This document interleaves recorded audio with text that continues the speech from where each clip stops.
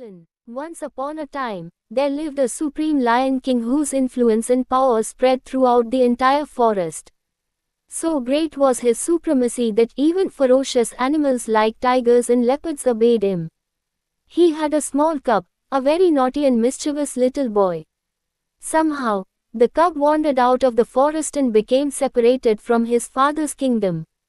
By accident, he came into contact with a society of dogs.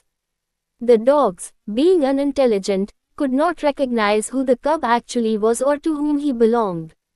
They assumed he was one of them and warmly welcomed him, saying, "Welcome, my dear one. You are one of us."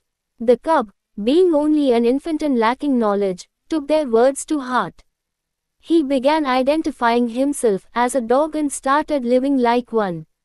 The dog society began teaching him dogly knowledge, barking unnecessarily in the streets, loitering around in search of unsuitable food, and behaving in ways that were completely unnatural for a lion.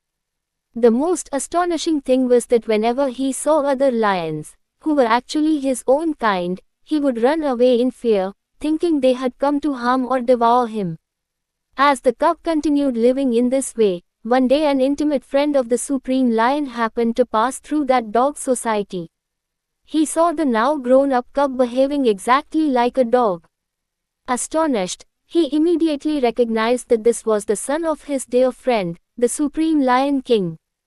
Out of deep affection, he approached the grown-up cub and said, "My dear, you are not a dog.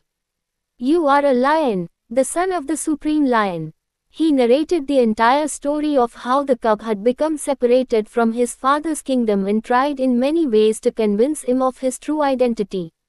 However, due to long association with the dog society, the cub's consciousness was completely covered. His deep-rooted identification, "I am a dog," prevented him from accepting the lion's words.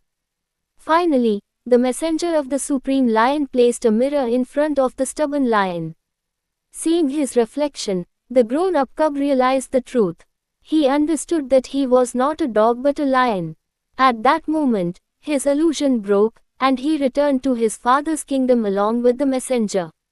This story perfectly reflects the condition of all of us. The spirit soul, out of its own desire for independent enjoyment, comes into this material world. It begins identifying with human society, forgetting its true identity. It thinks, "I am Indian, I am American, I am Hindu, I am Muslim, I am Christian," and so on.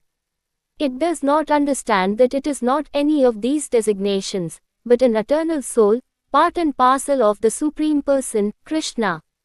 By becoming overly absorbed in worldly education and material concerns, illusion grows stronger and stronger.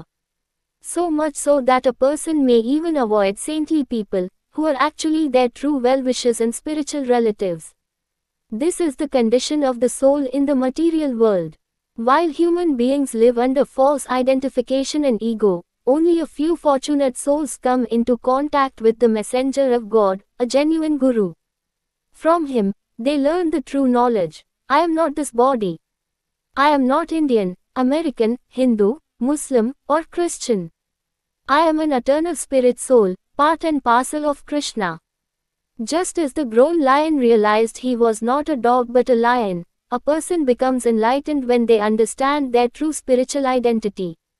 A soul becomes free from this dangerous and miserable cycle of repeated birth and death only when it sincerely accepts the instructions of the messenger of God, the Guru. Until then, it continues to revolve in the cycle of birth and death.